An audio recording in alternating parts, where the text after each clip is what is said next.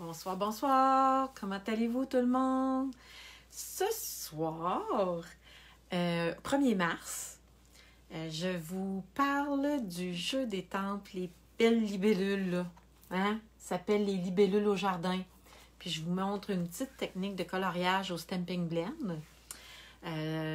Parce que moi, depuis que j'ai commencé à colorier avec les Stampin' Blend, j'adore ça parce que c'est facile colorier avec les Stampin' Blend.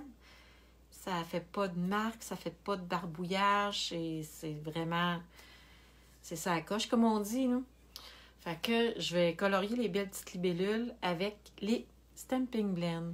Bonjour, je commence à avoir pas mal de personnes qui se sont jointes à moi. Je suis super contente. Je voulais vous dire à tout le monde que j'avais passé vraiment une très belle période de celebration, je devrais dire, avec vous autres. C'est terminé. Ça l'a terminé hier. Donc, je voulais dire merci à tout le monde d'avoir suivi mes rendez-vous hebdomadaires du lundi soir et d'avoir écouté mes vidéos. Et j'aime bien ça quand vous passez des commentaires. Je vais tout vous lire. Maintenant, je suis passée aux choses sérieuses. Donc, je vous montre les belles petites libellules et ce que j'ai fait et ce que j'ai envie de vous montrer ce soir. Donc, attendez un petit peu. Là, j'ai vu Sylvie, j'ai vu Camille, j'ai vu Lise, j'ai vu plein de monde arriver.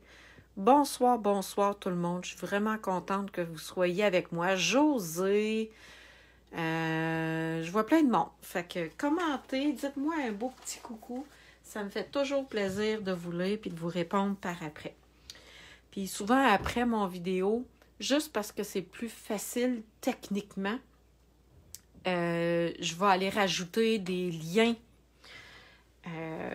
sous mon petit texte. Donc, la petite carte que j'ai envie de faire avec vous ce soir, c'est vraiment une petite carte avec les belles libellules qui se retrouvent dans le catalogue janvier-juin à la page 25. Et il faut que je vous montre de quoi. Ah, j'ai pas gardé la page, par exemple. Non, pas la page 25, à la page 27. Non, elle est ici. Regardez, je me suis inspirée de cette carte-là ici pour faire la mienne. Je l'ai faite dans une autre couleur. Ici, ils ont utilisé le bleu, le mauve. Moi, ici, j'ai utilisé ça, c'est Corail Calypso. Puis pour faire l'autre que j'ai préparé pour vous ce soir, ça va être avec la couleur Beau Bourdon. Fait qu'on va voir un échantillon de tout ce qu'on peut faire avec le kit de papier aussi. Hein? Il m'en reste presque plus, sérieux, là. J'ai presque tout passé les petits... Attendez un petit peu. Regardez. Il me reste ça à peu près, là. Il me reste des petites retailles. Mais gardez-les vos retailles, hein. Parce que probablement la semaine prochaine, je vais vous faire une autre vidéo avec des retailles de papier comme ça. Qu'est-ce qu'on peut faire avec? Fait que je vais vous montrer ça. Donc, ce soir, on va y aller avec une petite technique de coloriage. Vous allez voir, c'est relativement simple. Donc, j'ai déjà préparé mon carton, vous le savez. Et j'ai voulu... Mon carton, il était même déjà pré-plié. Donc, il y a 5,5 par 8,5. Je l'ai plié en deux. Et j'ai voulu faire différent. J'ai taillé mon papier à motif exactement de la même grandeur que le devant de ma carte. Fait que ça donne un petit look différent. Bon, Lily, Chantal, France. Hey, bonjour tout le monde! On se sent moins seul quand on voit qu'il y a plein de monde qui nous disent bonjour. Parce que la première fois que j'ai fait une vidéo, puis que je parlais tout seul, c'est ça, on est intimidé, là. On trouve pas ça facile parce qu'il est tout seul. Mais là, quand je vois qu'il y a plein de monde, c'est encourageant. N'oubliez pas de partager mon vidéo si... ben moi, ça me fait plaisir, en tout cas. Fait que gâtez-vous. J'ai collé mon papier, dans le fond, sur la base de ma carte.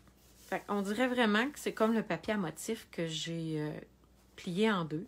Mais en fait, on se garde un espace blanc ici pour pouvoir écrire. Maintenant, j'ai taillé mon carton blanc un petit peu plus petit. Je vais vous dire les mesures. 3 3/4 par 4 3/4. Et ce que je vais venir faire, c'est que je vais prendre ma couleur, la même couleur que le fond de ma carte. Puis là, je cherche mon bloc d'acrylique avec ma libellule ici. Puis j'ai fait des cartes aussi avec le beau feuillage ici, là. Je vais vous montrer ça sur... voyons. Sur ma page Facebook, puis sur mon blog aussi. Et je vais venir étamper les belles petites libellules. Je vais y aller un peu aléatoirement. Pas oublier de les tourner aussi, pour que ça ait un aspect plus réaliste de papier à motif.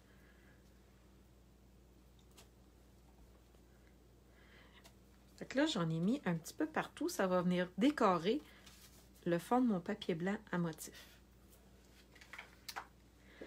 Pour le vœu, vous voyez, là, c'est vraiment simple. Mais là, après le montage de ma carte, je vais vous montrer le coloriage. Je vais venir mettre une petite bande de papier ici de couleur. Et je vais venir étamper mon vœu par-dessus comme ça. Je trouvais qu'en mettant une petite bande de papier en dessous, ça donnait de l'éclat. Ben, pas de l'éclat, mais ça faisait ressortir mon papier blanc. J'avais pas tout préparé mes étampes. Moi, finalement,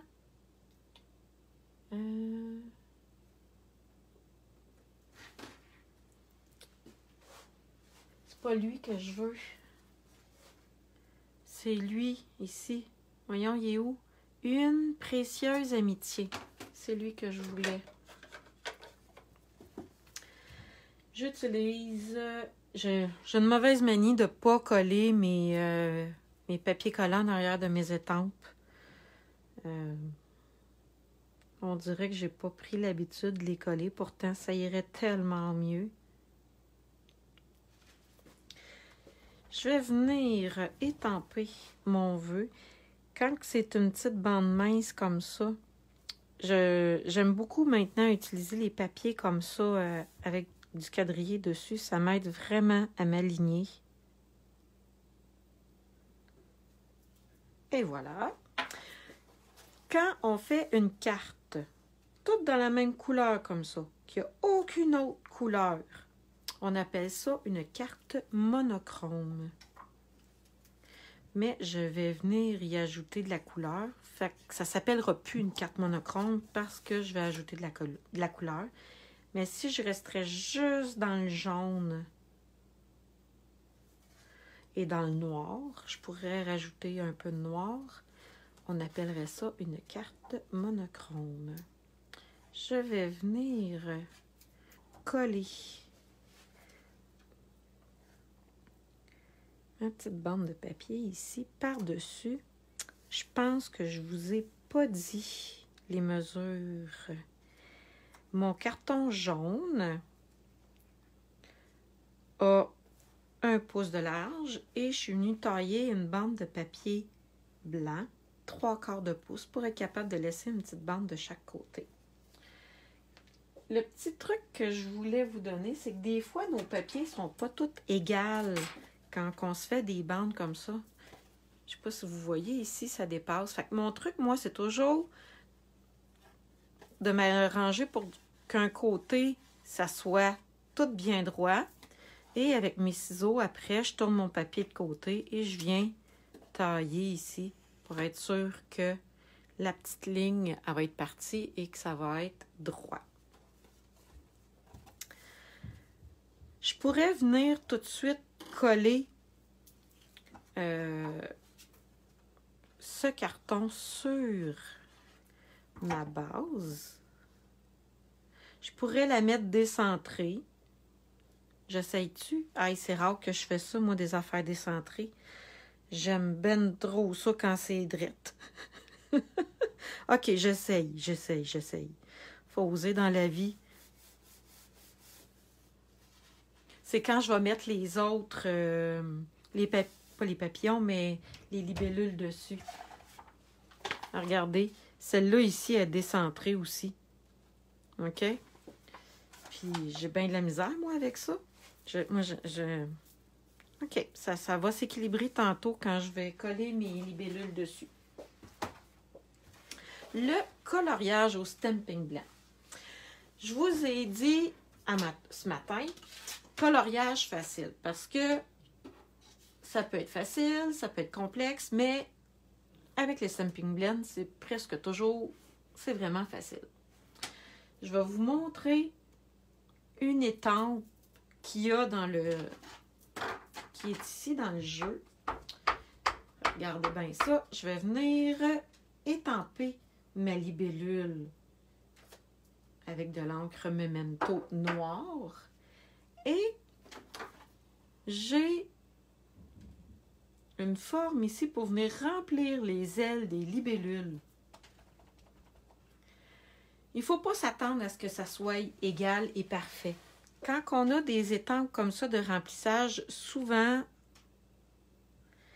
quand on veut que ça soit vraiment parfait, ils mettent le jeu d'étampes en résine là, transparente. Fait que là, j'y vais vraiment à peu près. Je vais faire de l'autre côté. Fait que oui, si on le regarde comme ça, ça l'a débordé. Mais le but, c'est de venir le poinçonner. Et en venant le poinçonner, ben, vous allez remarquer que ça fait une très belle libellule avec de l'encre à l'intérieur. Puis, elle n'est pas égale, là. OK? Donc, ça fait une très belle libellule que j'aurais pu mettre ici. Mais je vais venir mettre des belles petites libellules que j'ai coloriées. J'en ai déjà colorié 2. Regardez, je me suis amusée avec mes marqueurs et je ne les ai pas fait de la même couleur. Donc, j'y étais dans le plus pâle et dans le plus foncé. J'ai utilisé les Stampin' Blend. Et j'ai pas la couleur Beau Bourdon en Stampin' Blend. Je ne sais même pas si elle existe, là. OK, faut pas... je prends les couleurs que j'ai. OK, j'en ai quelques-uns, là. La première fois que j'ai acheté des Stampin' Blend, là, j'ai acheté les couleurs de base. Du bleu, du vert, du jaune, du rose. Pour être capable de colorier des bouquets de fleurs. J'y ai été avec les couleurs vraiment de base. Puis, bon là, je commence à en avoir un peu parce que j'en achète de temps en temps, mais il ne faut pas penser à avoir tous les marqueurs d'un même coup, là. Donc, avec mon jaune, je vais venir colorier l'intérieur de ma libellule. Et je pourrais prendre mon crayon plus pâle, parce que quand on les achète, il arrive tout le temps en paquet de 2. Le plus pâle et le plus foncé de la même couleur. Je vais vous montrer ce que j'ai fait. Je vais venir colorier les ailes au complet avec la couleur la plus pâle.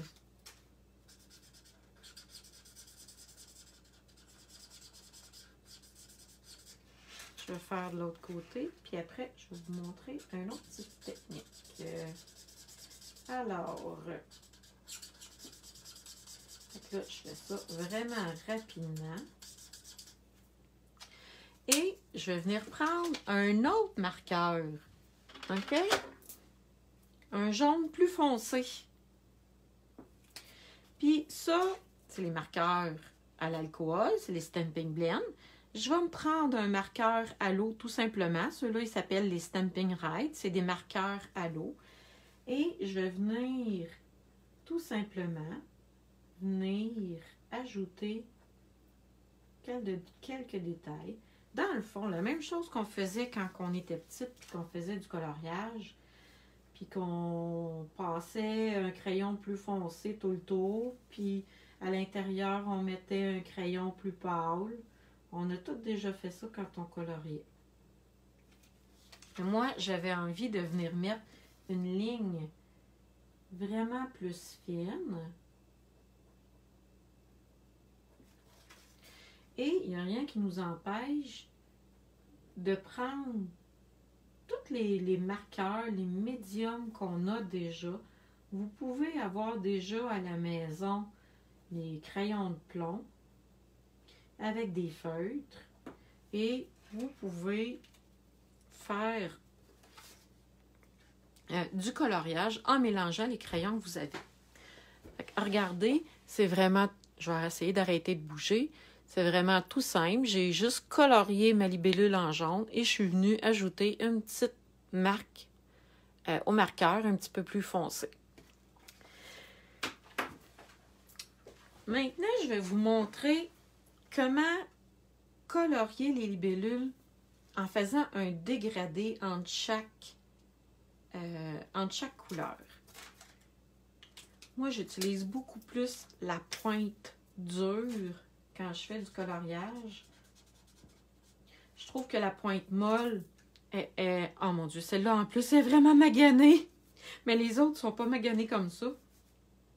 Ça nous permet de faire des lignes vraiment fines, mais ça demande beaucoup de dextérité. Je vais venir colorier le corps de ma libellule. Et il y a comme des lignes dans les ailes de mes libellules. Fait que je vais venir colorier chaque partie avec une couleur. Et c'est après que je vais mélanger mes couleurs. Là, je fais juste le jaune. Et les marqueurs à l'alcool, ils sèchent rapidement, donc c'est important de les clipser comme il faut quand on a fini de les utiliser. Je vais venir mettre, ça c'est Corail Calypso. En fait, c'est la même couleur que ça ici. Attendez un petit peu, je vais venir, là c'est important de ne venir pas dépasser, hein.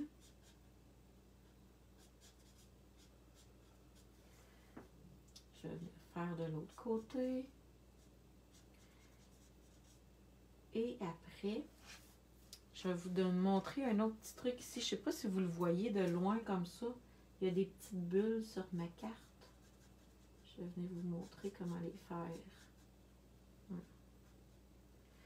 Là, pour l'instant, les lignes sont pas mal droites. Hein? Il n'y a pas beaucoup de nuances entre les deux.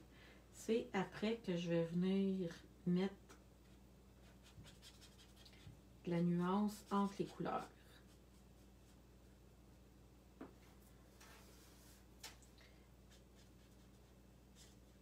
Silence. On n'aime pas ça le silence, hein? Surtout quand on fait des vidéos. Alors, qui est en congé cette semaine? Qui a des enfants à la relâche? Moi. Mais moi, je travaille, par exemple. Je travaille toute la semaine. Je vais venir clipser mon crayon. Et maintenant, je vais venir reprendre mon jaune. Et, regardez, je vais vous le montrer avant. Puis, je vais vous le montrer après, la différence qu'il va y avoir entre les deux. Je vais reprendre mon crayon jaune et je vais venir nuancer les couleurs entre entre mon jaune et mon corail calypso. Même si je l'ai fait il y a quelques minutes, ça ne dérange pas. Les couleurs vont venir se mélanger quand même. Parce que, oui, c'est ça qui arrive avec les marqueurs à l'alcool, c'est que les couleurs se mélangent entre elles. On ne peut pas faire ça avec des feutres.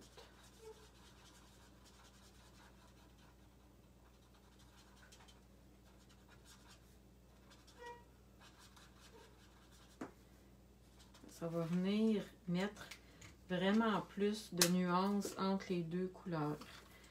Non, c'est pas lui que je veux, c'est lui. Et je vais venir faire la même chose ici, entre le mauve et le corail calypso. Fait que même si c'est des couleurs, pas des couleurs... même si les couleurs sont éloignées, si vous voulez, l'orange puis le mauve, on peut arriver à faire un dégradé pareil entre les deux.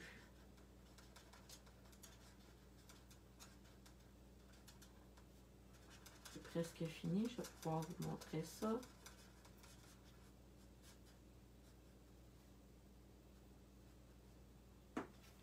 Et voilà, je vais vous montrer ça plus proche.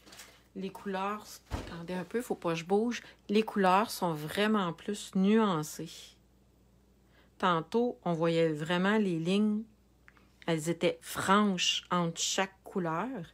Maintenant, on voit qu'il y a comme un petit dégradé entre chaque. C'est la magie des marqueurs à l'alcool. Et le crayon blanc, c'est un nuanceur, mais c'est aussi un crayon pour réparer les petites gaffes quand on déborde. Ça fait pâlir. Tout dépendant de la couleur, des fois, ça fait disparaître complètement la tache. Puis il y a des couleurs que, ben, en tout cas, ça fait pâlir beaucoup là, la tache qu'on a faite. Fait que ça peut être un correcteur et on peut l'utiliser aussi pour nuancer, faire d'autres effets. Fait que je vais venir poinçonner ma libellule ici.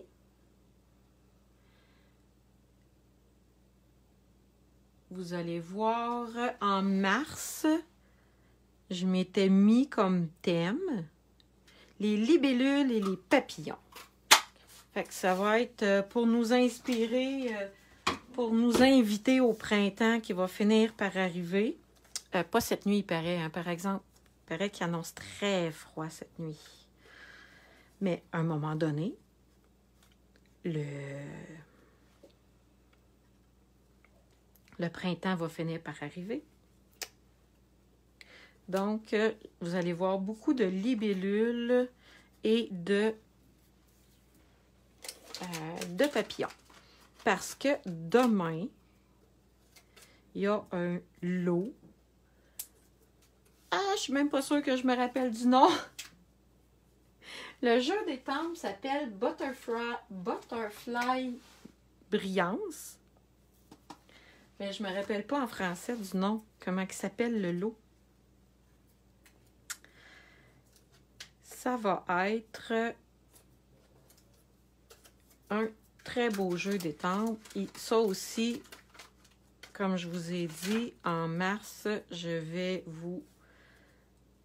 pas vous inonder, mais je vais vous parler beaucoup de ces beaux jeux d'étampes-là, de papillons et de libellules. On peut tellement faire des belles affaires avec, puis des beaux vœux aussi. Comme là, ici, j'ai choisi une amitié précieuse.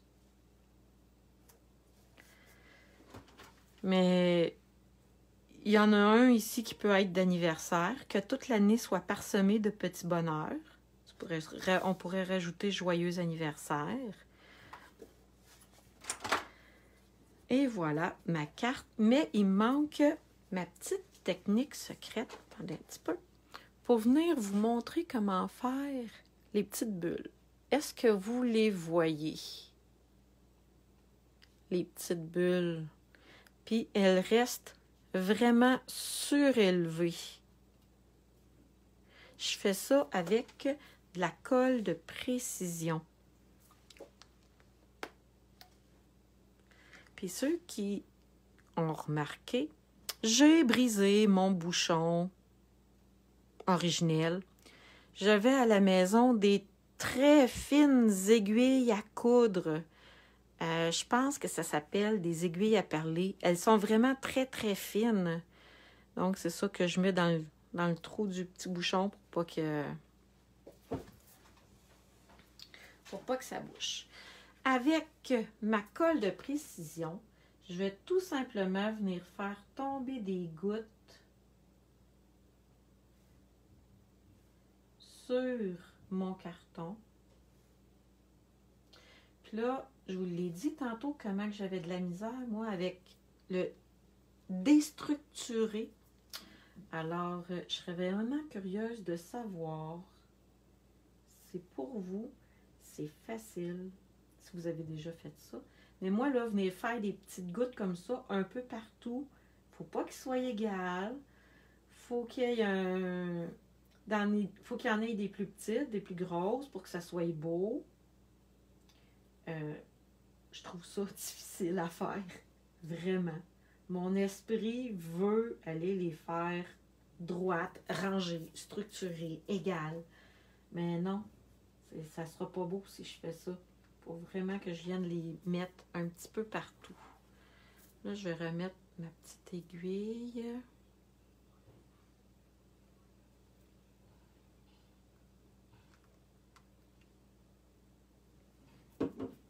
Et voilà ma carte. Là, je vais la faire sécher et les petites bulles vont toutes sécher et elles vont rester dures. Et elles s'écraseront pas, là. Elles vont vraiment rester surélevées, mes petites bulles de colle. Et voilà. Puis regardez mon papillon. Ma libellule que j'ai faite tantôt avec juste les étampes. Fait que c'est vraiment, vous le savez, je pense, ceux qui me connaissent, comment j'aime les petits kits pas chers de poinçons et jeux d'étampes. J'adore ça.